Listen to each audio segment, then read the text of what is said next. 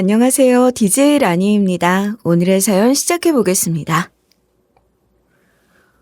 안녕하세요. 우선 제가 가슴 깊은 곳에 새기고 살아가는 격언 하나를 소개할게요. 가장 큰 용기는 상처를 인정하는 데서 비롯된다. 혹시 들어보신 적 있나요? 사실 저는 예기치 못한 사건 앞에서 마음이 산산조각나는 경험을 했습니다. 솔직히 어디 꺼내기 힘들 정도로 마음이 아팠죠. 가끔씩은 제 인생에서 벌어진 일이 아니라고 외면하고 싶기도 했어요. 하지만 다시 일어나려면 현실을 받아들여야 하더라고요. 덕분에 이제는 씻은 듯이 나았다고 생각해요. 만약 저랑 같은 경험을 해보신 분이 있다면 용기를 드리고 싶네요. 지금부터 시작해 볼게요.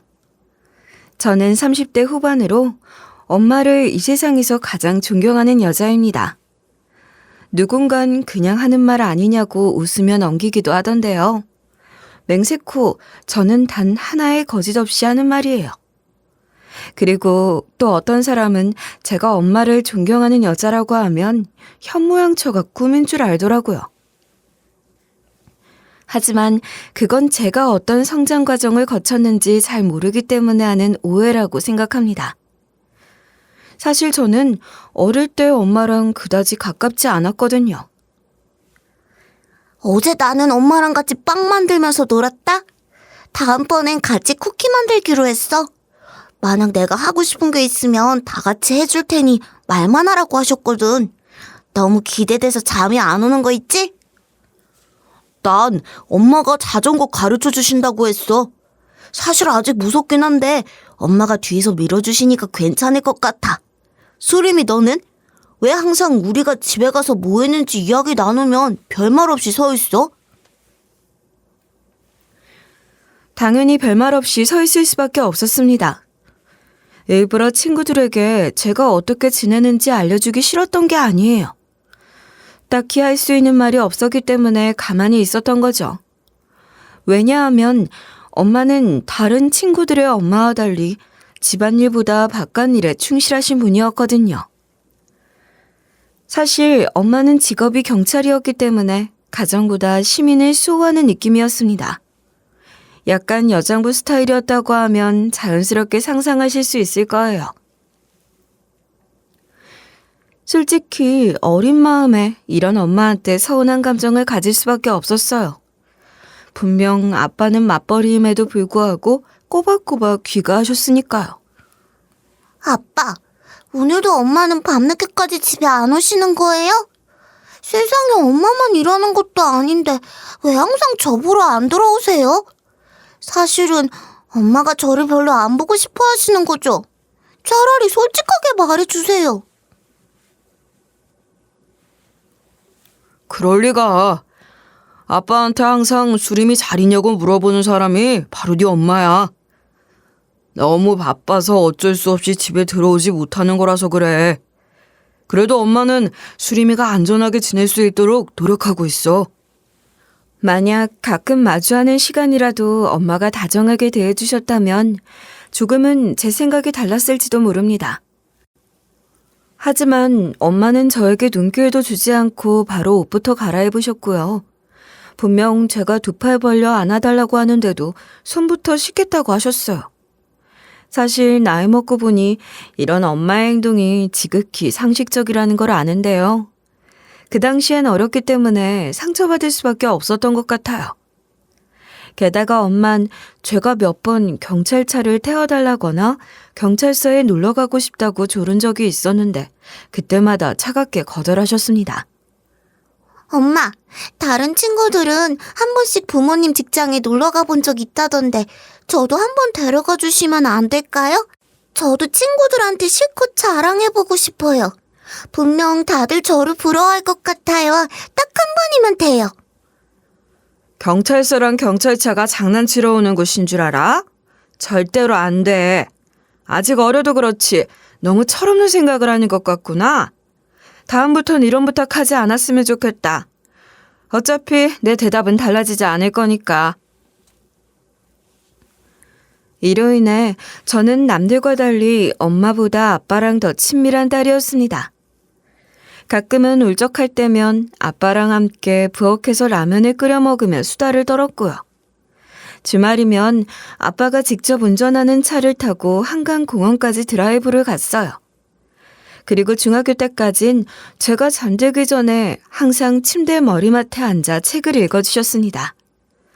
꼭 흥미로운 내용이 아니더라도 아빠의 부드러운 목소리를 들으며 편안하게 잠들었던 기억이 나네요. 심지어 사춘기 시절에도 저는 아빠랑 다투고 엄마랑은 별일 없었습니다. 너 왜 그렇게 말을 안 들어? 나중에 후회할 수도 있으니까 아빠가 걱정하는 거라고. 지금 내가 나 좋으라고 너한테 잔소리하는 것 같아? 절대로 그렇지 않으니까 아빠 말 좀 귀 기울여 좀 들어라. 이게 다 너보다 인생 선배로서 하는 말이라고. 아니, 저만 이렇게 놀러 다니는 거 아니라니까요? 이 나이에 어떻게 공부만 하고 돌아다녀요? 가끔씩은 친구들이랑 놀러도 다녀야 동기부여가 되는 거죠. 이번에 성적 떨어졌다고 그러시나 본데 금방 올리면 되잖아요. 사실 엄마랑 크게 부딪히지 않았던 건 우리의 관계가 평화로웠다기보다는 너무 어색하니까 딱히 부딪힐 일도 없었던 겁니다. 심지어 엄만 저한테 바라는 것도 딱히 없으시더라고요. 원래 성적이 떨어지면 부모가 잔소리하잖아요. 특히 우리 아빠는 평소에는 온화하시다가 성적이 떨어지면 걱정을 많이 하셨단 말이에요. 그런데 이런 상황에서도 엄마는 그저 침착하시더라고요. 수림이 쟤 성적이 이번에도 떨어졌는데 아무런 생각이 없어 보여서 걱정이야. 아무리 세상에 즐거운 게 많아도 학생의 본분은 공부잖아. 도대체 언제쯤 정신을 차릴지 모르겠어. 어디 한번 당신이 따끔하게 말해줘봐. 이제 내 말은 안 들어. 나는 수림이가 꼭 공부를 잘해야 한다고 생각하지 않는데? 그냥 지금처럼만 건강하게 자라면 그만이지 뭐. 어차피 우리가 잔소리해봐야 본인이 내키지 않으면 소용없어. 일단 안전하게만 돌아다니라고 해. 솔직히 제가 느끼기엔 그냥 엄마가 저한테 무관심한 거면서 포장하려고 하는 말 같았습니다. 누군간 잔소리 듣지 않았으니 된 거 아니냐고 할 수도 있지만 저는 속상하더라고요. 그런데 이런 제 생각이 완전히 뒤집어지는 사건이 발생하게 됐어요. 글쎄, 저 혼자 집에서 뒹굴거리고 있었는데요. 바깥에서 택배가 왔다며 문을 열어달라는 소리가 들리더라고요.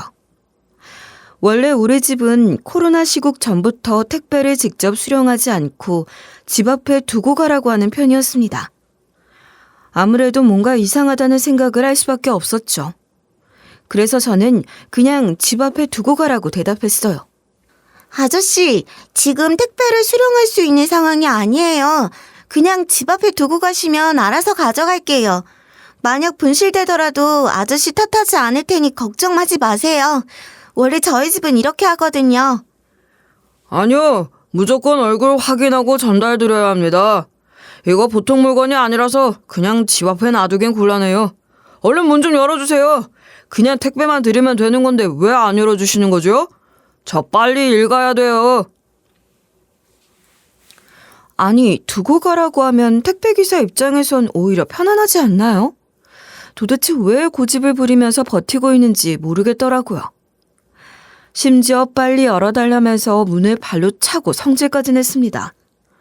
분명 저는 현관문을 똑바로 잠궈놨는데도 금방이라도 문을 닫고 들어올까봐 식은땀이 줄줄 흘렀어요. 괜히 창문을 통해 들어올까봐 주변을 경계하며 긴장하기도 했죠. 도대체 왜 이러시는 거예요? 그냥 두고 가시라고 말씀드렸잖아요. 자꾸 이러면 신고할 거예요. 괜히 시끄러운 일 만들지 말고 서로 무탈하게 넘어가자고요. 왜 꼭 얼굴을 확인해야 하는 건데요? 제발 좀 가세요. 급기야 택배기사는 문고리를 쥐고 흔들었습니다. 아무래도 성인 남자라서 그런지 제가 가진 힘과는 비교도 안 되는 것 같았고 문이 흔들리는 느낌까지 들었어요. 어디 도망가려 해도 현관문 앞을 지키고 있으니 어떻게 해야 할지 막막하더라고요. 그런데 알고 보니 그 택배기사는 진짜 택배기사가 아니었습니다. 과거 엄마한테 건거돼서 깜빵에 갔다가 출소한 전과자였어요. 아무래도 본인 인생을 날린 게 아깝다면서 앙심을 품고 우리 집에 찾아온 것 같더라고요. 애초에 죄를 저지르지 않았더라면 깜빵에 가지도 않았을 텐데 반성을 덜한 거였죠. 그래도 다행히 제 전화를 받고 급히 달려온 엄마로 인해 제가 곤란에 빠지는 일은 없었습니다. 그런데 난생 처음으로 엄마가 저를 꼭 끌어안고 눈물을 흘리시더라고요. 수림아, 네가 무사해서 정말 다행이야. 혹시 너한테 무슨 일이 생기는 건 아닐지 무서웠어. 아무리 세상에 온갖 범죄자를 다 잡아도 너한테 안 좋은 일이 생기면 다 무슨 소용이겠니? 무사해줘서 고맙다.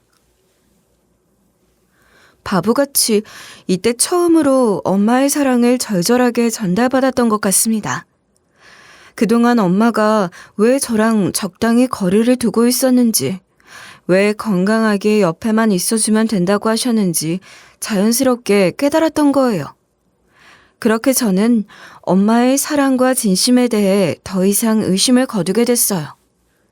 그리고 엄마를 따라 경찰이 되고 싶은 마음도 생겨났죠.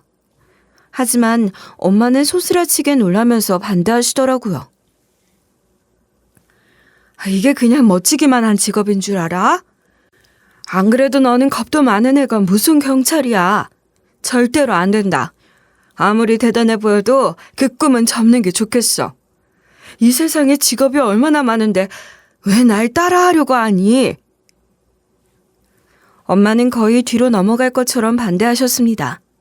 솔직히 진지하게 이루고 싶은 꿈이라기보단 이것도 해보고 싶고 저것도 해보고 싶은 마음이었기 때문에 엄마의 뜻을 따라 적기로 했어요. 굳이 엄마를 걱정시켜가면서까지 이루고 싶진 않았으니까요. 그리고 평범한 일상을 누리면서 일반 회사원이 됐어요. 그제야 엄마도 한숨 푹 쉬고 안심하시더라고요. 아무래도 제가 변덕을 부려 다시 경찰이 되겠다고 할까봐 걱정하셨나 봐요. 하지만 저는 시간이 갈수록 엄마니까 가능했던 거라고 깨달았습니다. 뭔가 저는 민중의 지팡이가 될 만큼 큰 그릇은 아닌 것 같다고 스스로 생각했거든요. 그렇게 저는 연애하기도 하고 이별하기도 하며 평범한 또래 여자들처럼 살았어요. 어쩔 땐 문자 한 통에도 잔뜩 설레서 잠을 설치기도 했고요.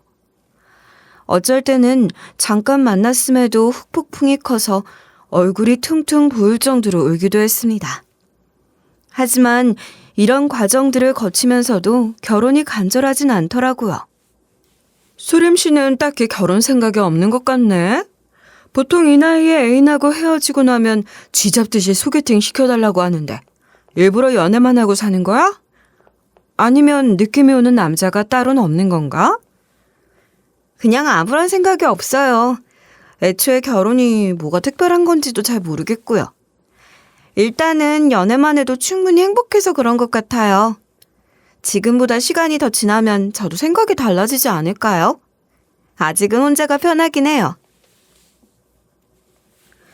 사실 우리 부모님이 서로 애정 표현이 적극적인 분들은 아니셨기 때문에 저는 결혼에 대한 로망이 따로 없었습니다. 가끔씩 친구들이 신혼을 꿈꾸며 알콩달콩 간지러운 이야기를 늘어놓아도 현실적이지 않다고 생각했어요.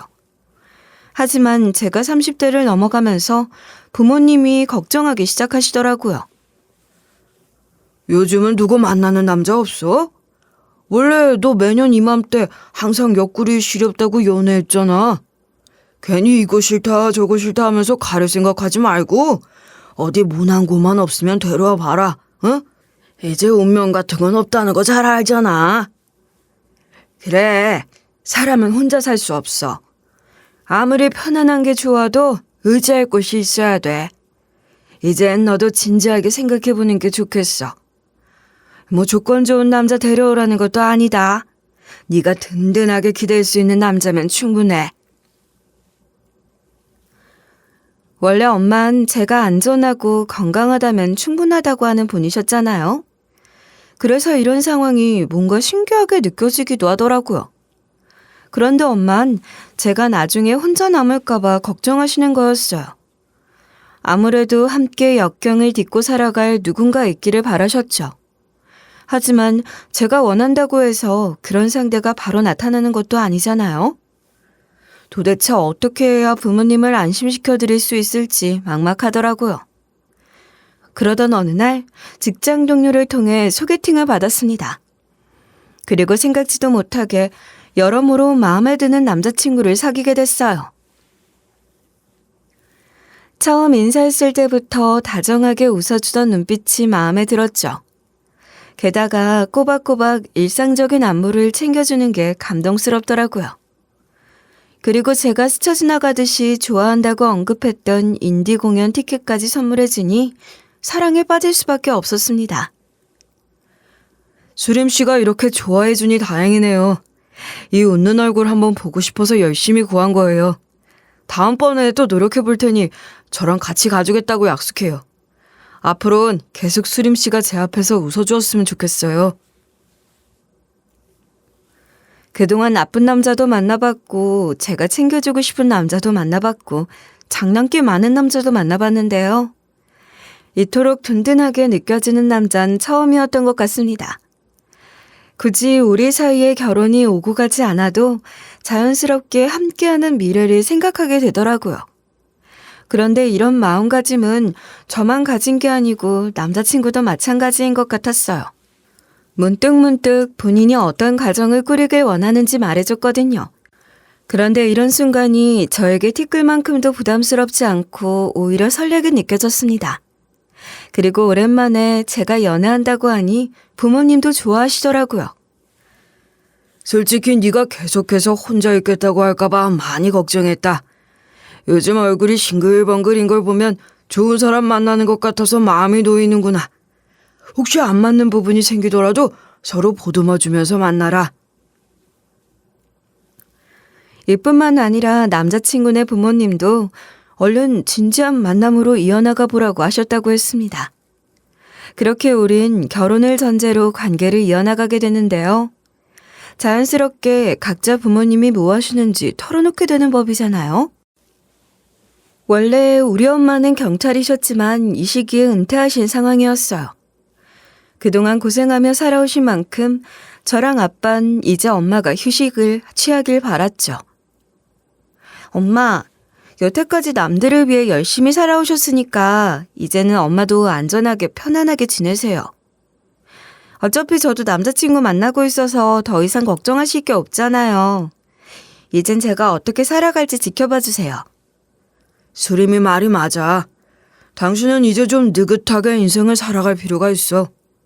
안 그래도 여기저기 다쳐서 돌아올 때마다 얼마나 마음이 아팠는 줄 알아? 그동안 못했던 거 많으니까 이제라도 다 채워나가 보자고. 도대체 왜 우리 부녀가 휴식을 강요하는지 엄마도 알고 계셨기 때문에 순순히 따라주셨습니다. 초반엔 늦잠을 주무시기도 하고 하루 종일 드라마를 몰아보기도 하면서 여유를 만끽하셨어요. 덕분에 아빠도 엄마와 시간을 보내며 행복해 하시는 게 눈에 보였죠. 그런데 시간이 좀 지나가면서 엄마는 지루해 하시는 것 같더라고요. 아무래도 엄마는 집안에 가만히 있는 게 더욱 힘들다고 하셨습니다. 일부러 안마 의자까지 사드렸는데도 지루하다는 듯이 늘어져 계셨거든요. 평생 살아오던 방식이 있는데 한순간에 달라지니 적응을 못 하시는 것 같기도 했어요. 이대로는 안 되겠어. 당신이랑 네가 뭘 원하는지 알곤 있지만 난 집안에 틀어박혀 있는 것보다 밖에서 고생하는 게 나아. 대신 예전처럼 위험한 상황에 놓이지만 않으면 되는 거 아니야? 다시 일을 구해야겠어. 결국 우리 부녀는 더 이상 엄마를 뜯어말리지 못했습니다. 그런데 엄마가 보험사에서 새로운 일을 구하셨더라고요.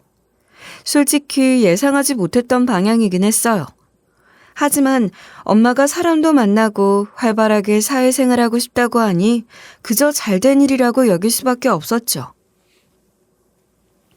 그런데 이런 상황을 알려주니까 남자친구의 반응은 영 떨떠름한 것 같더라고요. 원래 명예로운 직업을 갖고 계셨던 것 같은데 굳이 보험사로 가셔야 하는데? 솔직히 사람들의 시선이 그다지 좋지는 않을 텐데. 나중에 우리 집에 인사드리러 갈 때는 그냥 퇴직 후에 쉬고 계시다고 말씀드리는 게 어때? 아무래도 우리 엄마가 보험사에서 근무하신다는 사실을 숨기는 게 낫겠다고 생각하는 것 같았습니다. 그렇다고 남자친구네 부모님도 엄청나게 대단한 직업을 갖고 계시는 것도 아닌 걸로 알고 있었거든요. 원래 예비 시어머니는 전업주부로 지낸다고 하셨고 예비 시아버진 은퇴 후에 골프 치러 다닌다고 하셨단 말이에요. 도대체 왜 이런 반응을 보이는 건지 이해할 수 없었던 것 같아요. 그런데 예비 시댁에 인사드리러 갔다가 왜 남자친구가 그토록 걱정스러워했던 건지 이해하게 됐습니다. 솔직히 이런 남자가 왜 저를 만나나 싶을 정도로 의리의리한 성북동 대저택에 살고 있었거든요. 아니, 이 정도면 우리 엄마 직업이 문제가 아니라 예비 시부모님이 저부터 별로 원하지 않을 것 같았습니다. 심지어 예비 시아버진 대기업에 다니다가 은퇴하신 분이라고 하더라고요. 솔직히 여기서 이별을 종용당할 거라 각오하고 있었어요. 하지만 예비 시아버진 뜻밖에도 저를 살갑게 반겨주시더군요. 괜히 내가 예전에 했던 일 때문에 걱정할 필요 없어요. 나는 우리 아들이 사랑하는 여자 만나서 행복하게 살길 바라거든. 어차피 이건 내 능력으로 읽은 재산이고 우리 아들은 똑같이 일반 회사원일 뿐이니 잘 살아봐요. 심지어 예비 시아버진 이번에 처음으로 인사드리러 왔을 뿐인데 지극정성으로 챙겨주셨습니다. 일단 제일 먼저 버선발로 나와 반갑게 맞이해 주셨고요. 직접 준비해 두셨다는 따뜻한 전통차까지 내어주셨거든요. 게다가 제가 긴장할까봐 환한 미소로 부드럽게 말씀해 주시더라고요. 덕분에 저 역시 어색하지 않게 대답하고 분위기에 녹아들 수 있었어요. 꼭 예전부터 알고 지냈던 안정적인 느낌이 들 정도였죠. 그런데 예비 시어머니의 반응은 약간 다르셨습니다. 아무래도 우리 엄마가 보험사에 다니고 있다고 하니 못마땅하신 것 같더라고요. 아니, 결혼이라는 게 그냥 둘이서만 연결되는 것도 아니고 각 집안끼리 인연을 맺는 건데 보험사는 좀 그렇지 않나? 우리 집이 손해인 것 같아서 선뜻 허락해주긴 머리 아픈데 좀 더 시간을 갖고 생각해보는 게 좋겠어. 아예 저랑 눈도 마주치지 않고 생각이 많아 보이길래 쉽지 않겠다고 생각했습니다. 원래 드라마를 봐도 시어머니가 호락호락하지 않으면 순조롭게 흘러가지 않잖아요. 딱 제 입장에서 엄마가 보험사에 다닌다는 언급이 나오자마자 예비 시어머니가 숟가락을 내려놓으시는 걸 보고 직감할 수 있었던 것 같아요. 분명 금방이라도 불호령이 떨어질 것 같은 얼굴이었기에 긴장할 수밖에 없었죠. 하지만 이 집안은 예비 시아버지가 진정한 실세더라고요. 사부인이 뭐 나쁜 짓 하고 돌아다니시는 것도 아니고 꾸준히 직업 갖고 사시는 게 대단한데? 나는 이미 둘이 결혼해서 잘 살았으면 좋겠다고 생각해. 괜히 꼬투리 잡아서 행복한 젊은이들 미래를 막고 싶지 않아.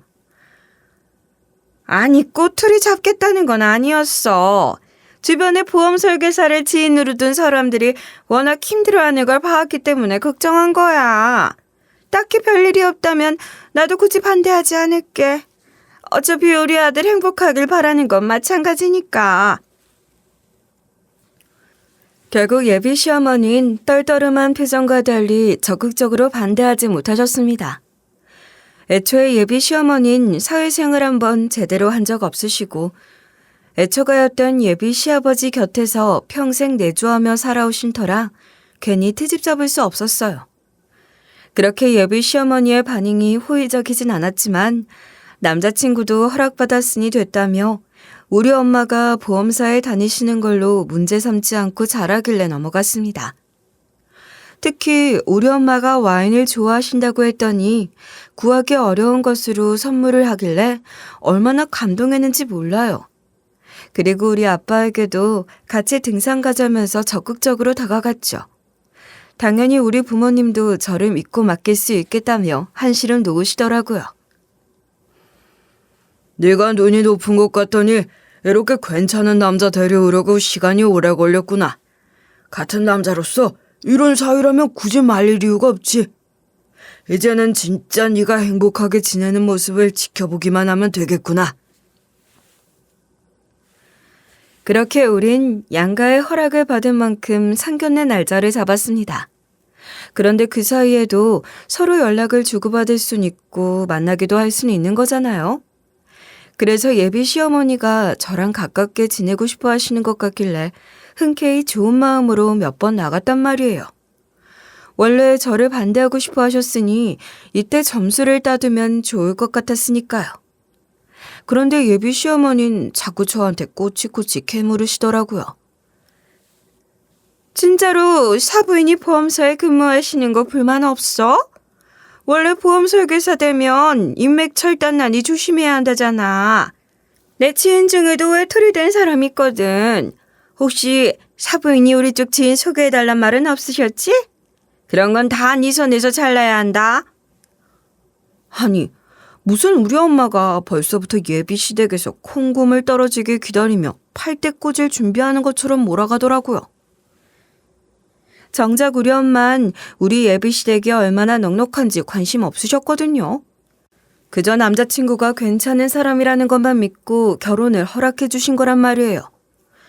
만약 저를 지적하신 거라면 그냥 웃으며 참고 넘어갔을 겁니다. 하지만 우리 엄마 가지고 그러니까 저도 기분이 나쁘더라고요. 그래서 말에 뼈가 있는 것처럼 대답해드렸어요.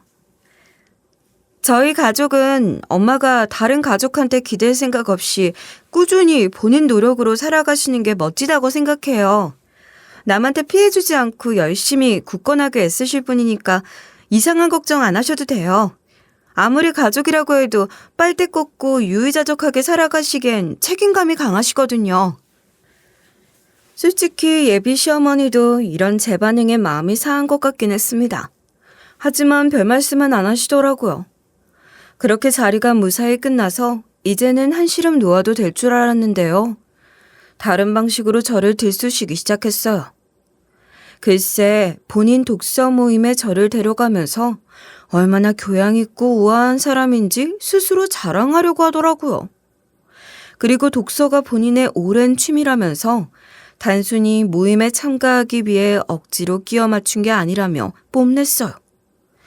굳이 백과사전처럼 두꺼운 책을 꺼내 제 앞에서 보란 듯이 읊어보기도 하더라고요.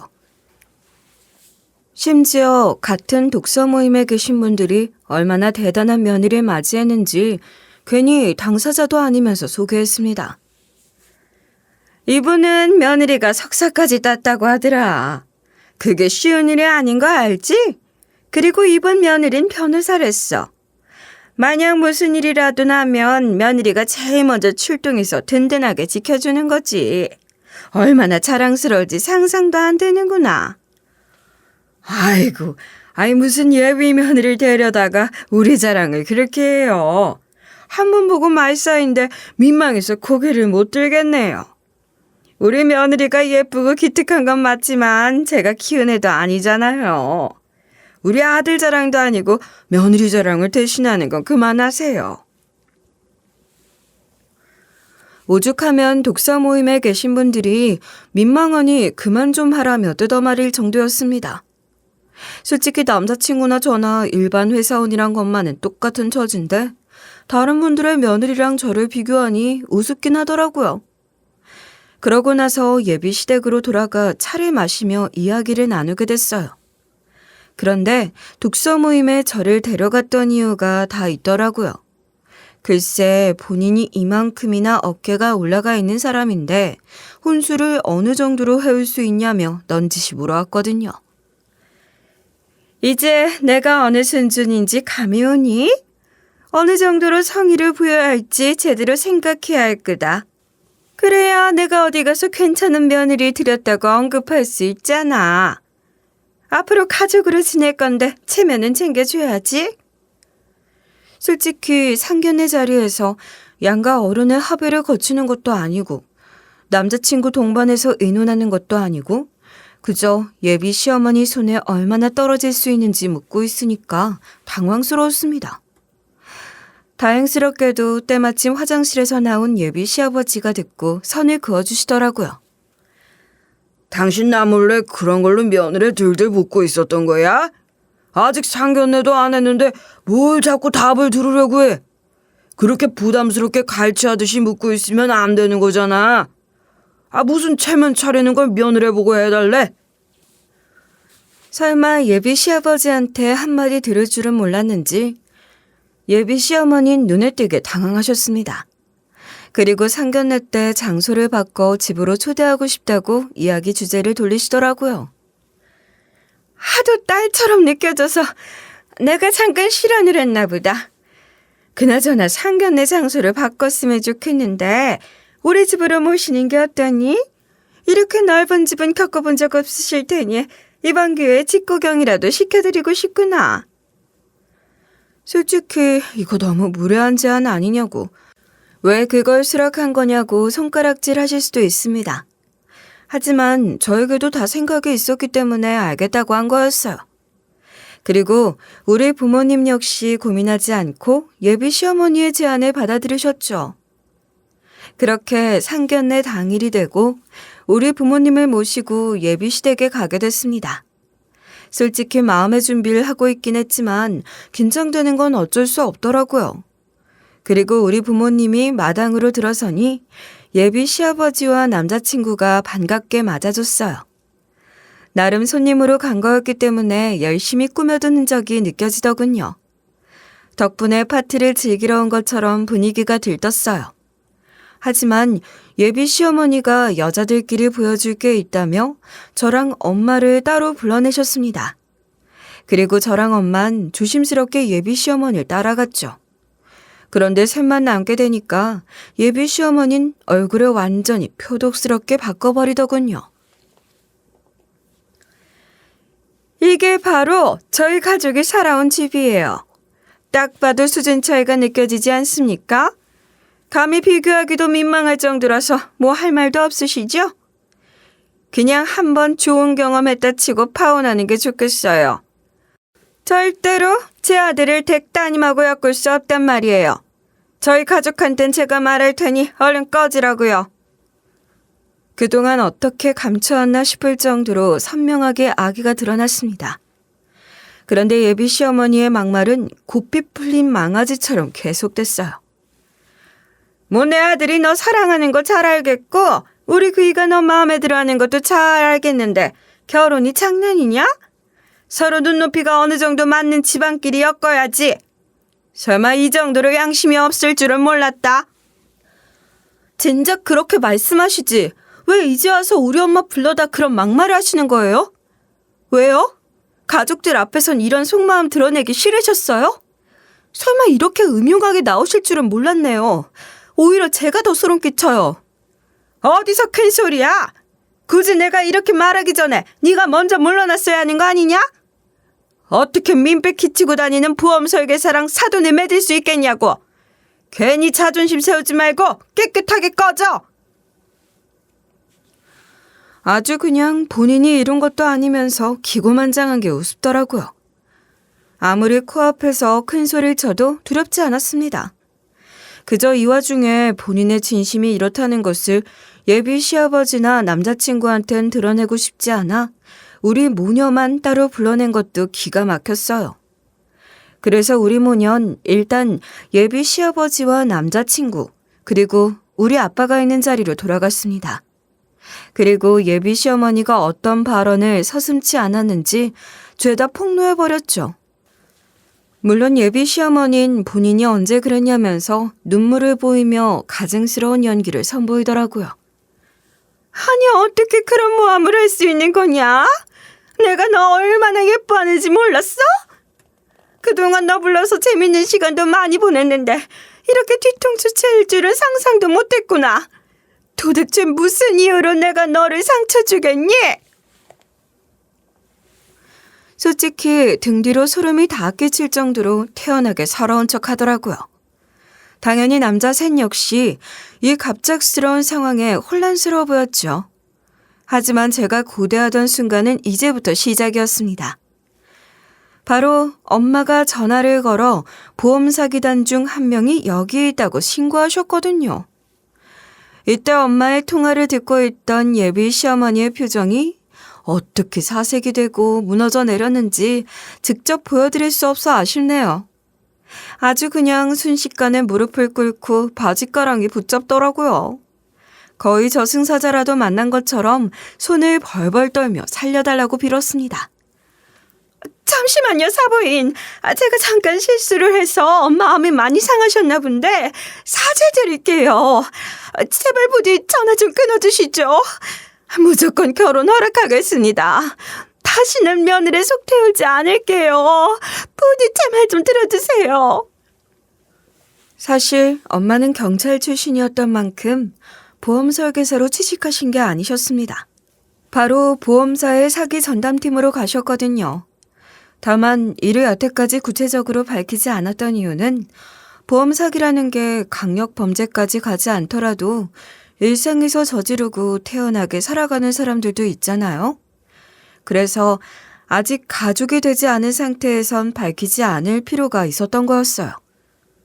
사실 이때까진 예비 시어머니를 수상하게 여기느라 경계하고 있던 상황은 아니었습니다. 그런데 엄마가 다니는 보험사에서 유달리 교통사고를 상습적으로 내고 돈을 받아가는 사람이 있어서 수상하게 여기고 있었던 거예요. 아무리 생각해도 혼자선 이룰 수 없는 규모라는 게 밝혀졌죠. 그래서 대대적으로 반년이 넘도록 수사를 벌여오고 있었다는데요. 그 보험 사기단 멤버 중에 예비 시어머니도 있었던 겁니다. 어느 정도 윤곽이 드러난 이후에 대충 엄마가 저에게 귀띔해 주셨기 때문에 저도 인지하고 있었어요. 네가 상처받을까 봐 어떻게 말을 꺼내야 할지 고민스러웠는데 미리 알아둬야 할 것 같아. 사실 네 시어머니 되실 분이 보험 사기에 가담하셨어. 심지어 여러 번 움직이신 거야. 나도 믿을 수 없지만 진짜다. 이로 인해 저는 그동안 예비 시어머니가 들들 볶고 귀찮게 해도 방심하게 만들기 위해 냅두고 있었던 겁니다. 그리고 마침내 모든 증거가 확보되고 공범이 어디까지 있는지 파악했기 때문에 엄마가 정체를 드러내신 거였어요.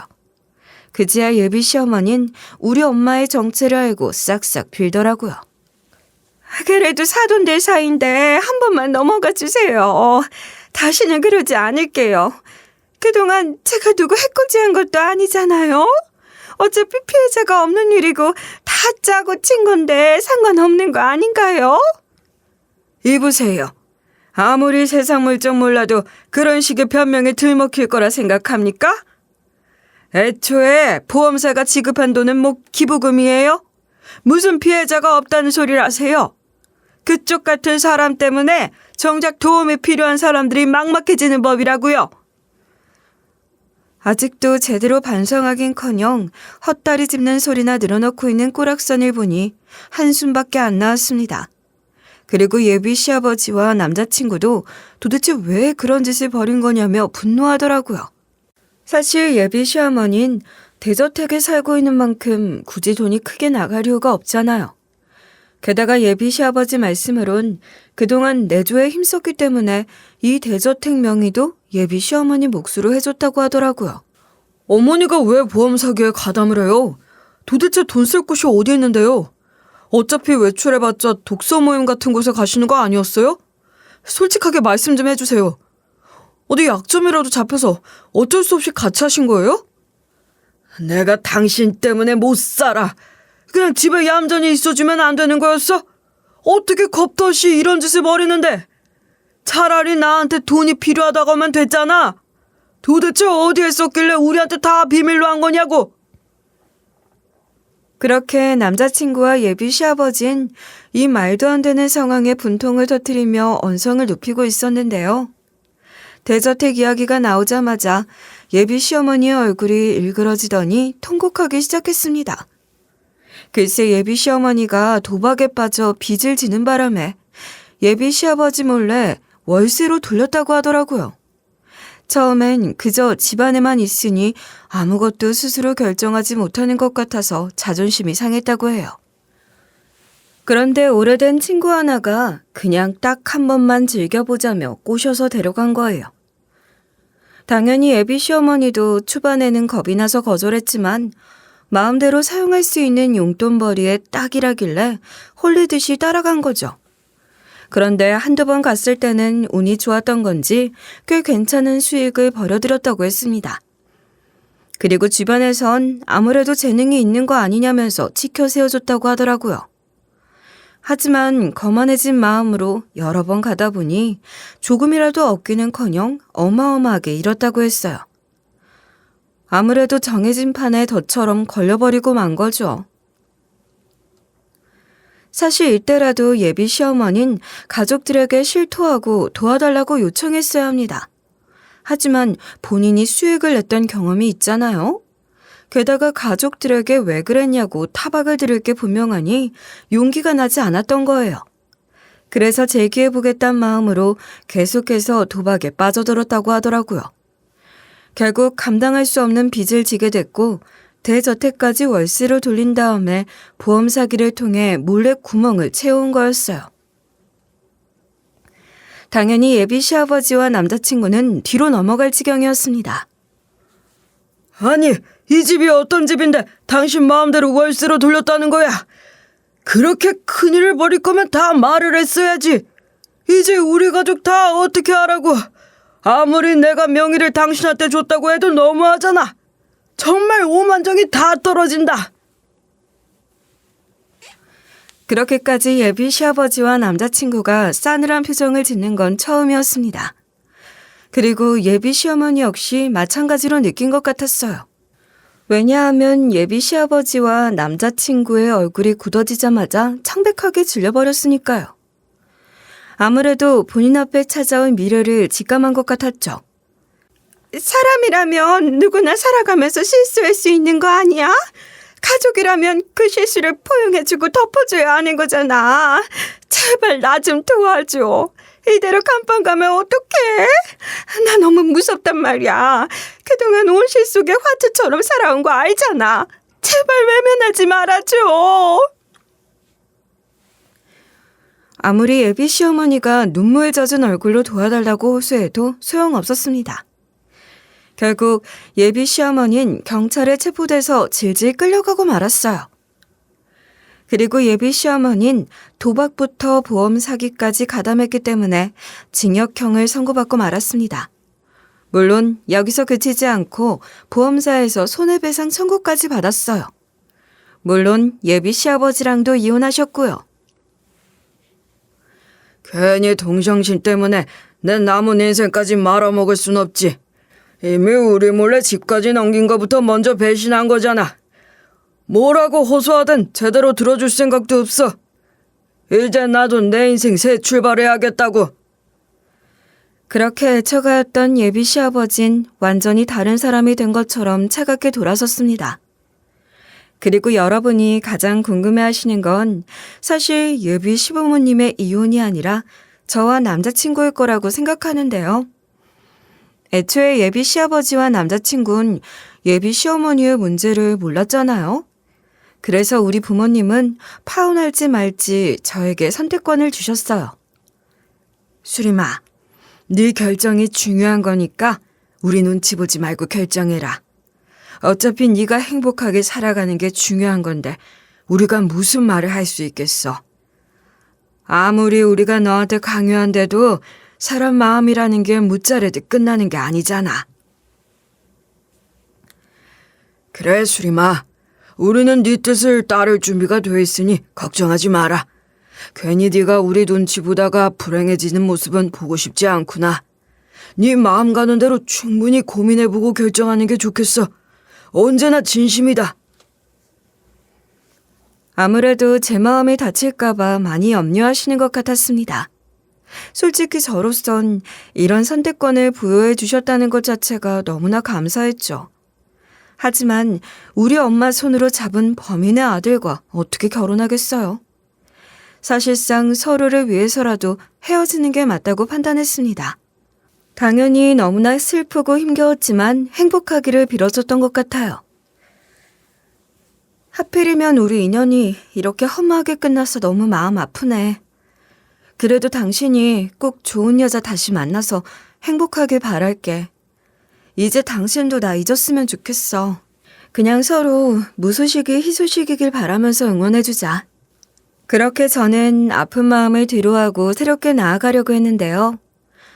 전 남자친구는 한동안 저를 잊지 못해서 붙잡으려 온갖 노력을 다했습니다. 매일 아침 출근하기 전에 집 앞에 편지를 두고 갔고요. 점심시간엔 우리 회사까지 찾아와 1층에 있는 카페에서 기다리기도 했어요.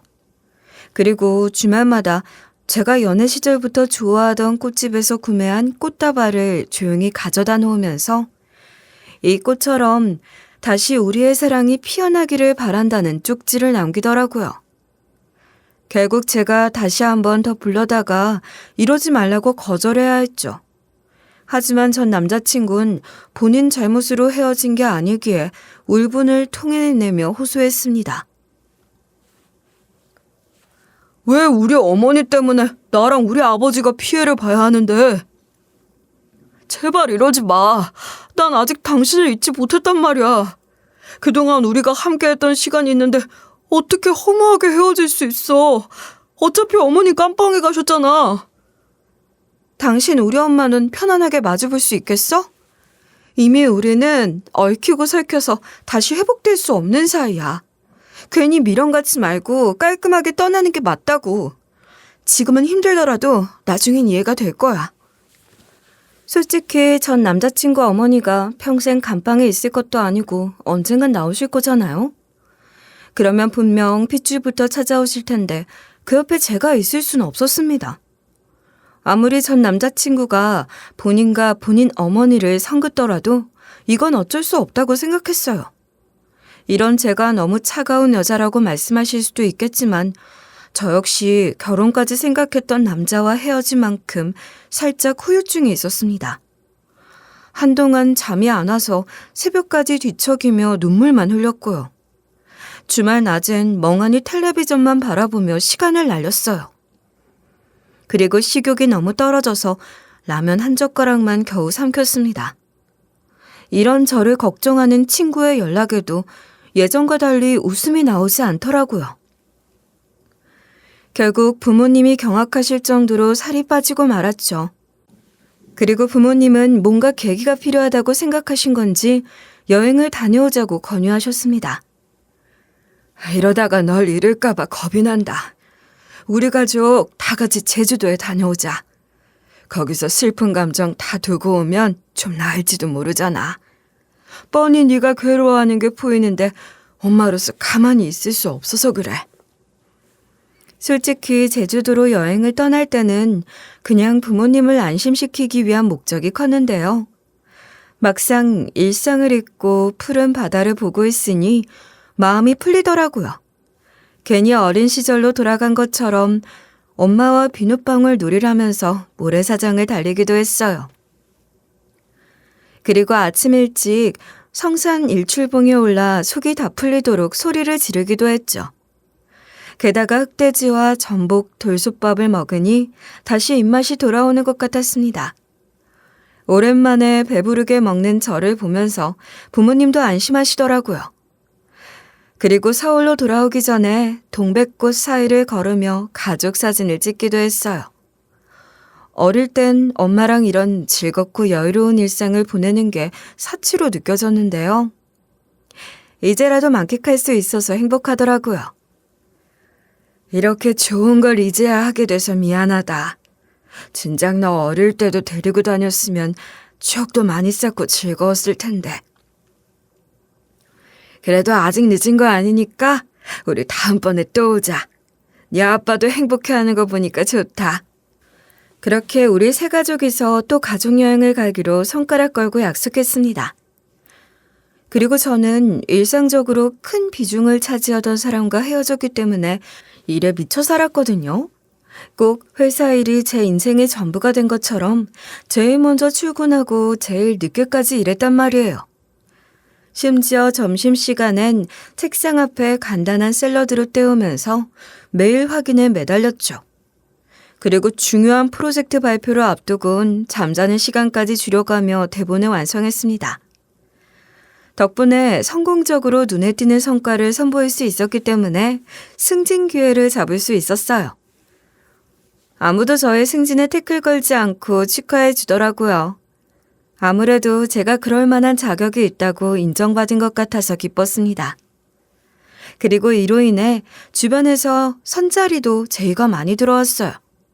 하지만 저는 일단 저를 위해 살고 싶은 마음이 크기 때문에 전부 거절해버렸죠. 물론 이런 저의 마음을 부모님도 헤아려 주시고 격려해 주시더라고요. 수림아, 네 인생이니까 네 선택이 옳아. 괜히 우리의 기대를 충족시키기 위해 얽매일 필요 없다. 지금 네가 최선을 다하고 싶은 것에 집중하면 돼. 그냥 네가 너로서 당당하게 살아가는 모습을 보고 싶어. 이렇게 저는 과거의 상처를 딛고 성공적으로 새 출발에 마쳤습니다. 비록 마음 아픈 경험을 하긴 했지만 이로 인해 한층 단단해졌다고 생각해요. 그러니 여러분도 예상치 못한 일이 다가와도 절망하지 마세요. 분명 새로운 길이 여러분을 기다리고 있을 테니까요. 지금까지 들어주셔서 고맙습니다.